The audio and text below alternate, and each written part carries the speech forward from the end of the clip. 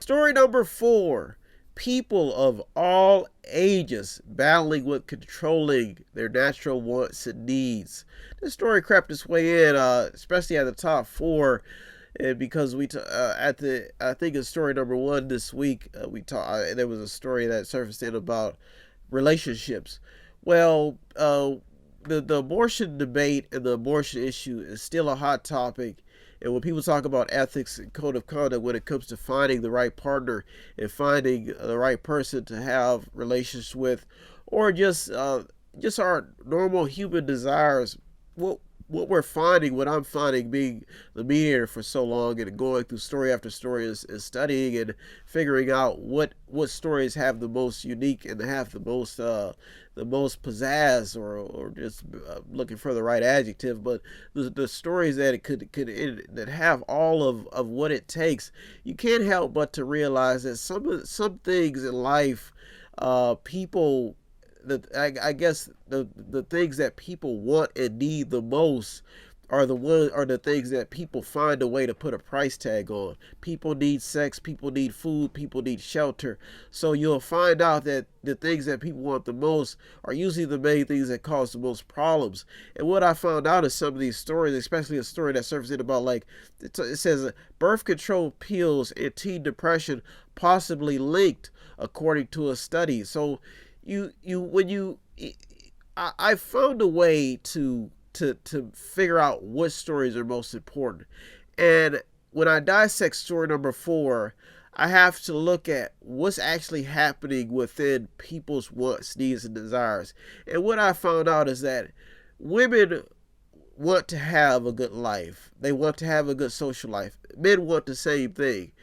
What usually happens is when those wants and needs start being tampered into, it usually causes confusion because people cheat, people get rid of their children. They may just want sex, but they don't want the baby. So story number 4 is unique, and that's why it's at number 4, is because it has the ability to get people to understand that the feelings that we have are natural desires, but we have to find a way to control them somehow.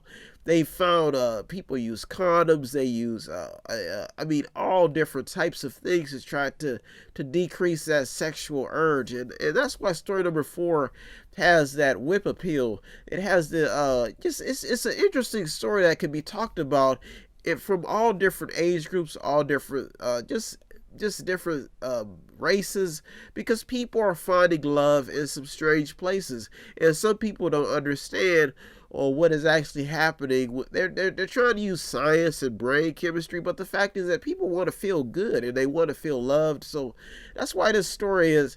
These are natural wants and needs, but the scariest part about it is that you may get a female who's could be 16, 15 years old. She may get pregnant and she may drop her child off at somebody's house.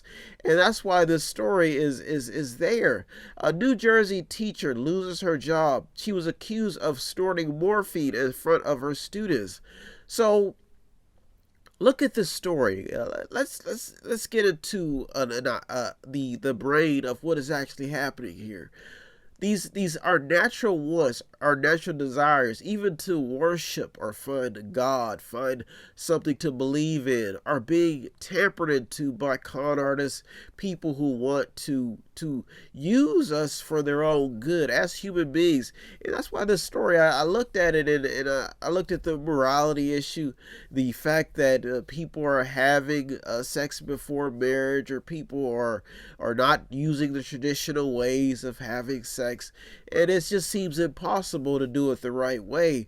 And it seems that the people who are doing it the right way, they say they're being persecuted, and they get into these relationships and their parents are persecuting them. People are spying in, trying to figure out what's happening in their marriage, in their home. So that's why men say they can't afford to feed their children, so their wife leaves them, go find somebody else.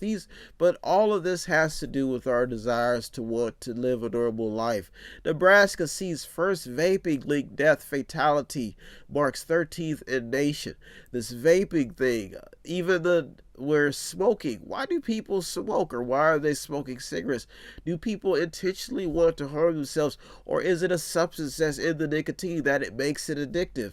And is this a reason why people should be suing tobacco companies or suing alcohol beverages companies?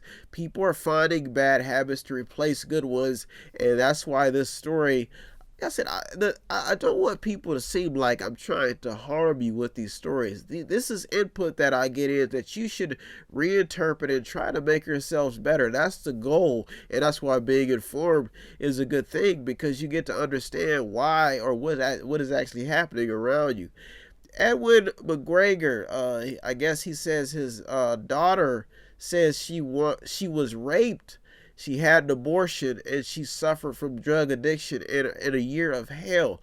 So look at this story. Look at this guy and his daughter. So he's saying that his daughter had to suffer some life-changing experience because of some male probably wanted to get his rocks off, so he raped his daughter. Now she's having to suffer with this mental thing of not being able to care for a child.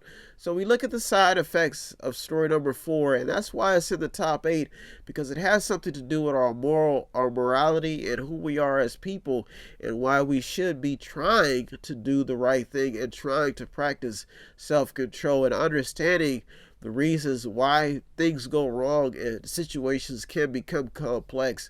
When you're practicing abstinence and you're trying to find the right partner, this may be the reason why these partners are not out there, because people are abusing our natural wants and desires. And that's why story number 4 crept its way in, and that's why it may give us all a reason to think twice about our decision making and what we decide to do in our day-to-day lives. Story number 4, I don't think is going anywhere anytime soon. You're in the Mediator with me, Brian West, where it is my duty every week to give you the top 8 headlines and developing news stories, sprinkling a little bit of seasoning on it so you could have a good meal, a good vitamin dose for your brain, for your food for thought. So if you want to be a contributor, it doesn't take much to please me. All you have to do is visit www.methodinc.com, method80.com, where you can buy something, click on something, watch something, read something, or just sponsor a program. Now, I constantly have to remind you that I just navigate the news, going through over 200 more stories every week to give you what you need. So you may just want to go to the website and check out the stories that almost made it in. You may want to see the stories that did make it in. I just want to remind you that I just navigate. I just do that. The news, journalists, the people on the front lines, they deserve all the credit.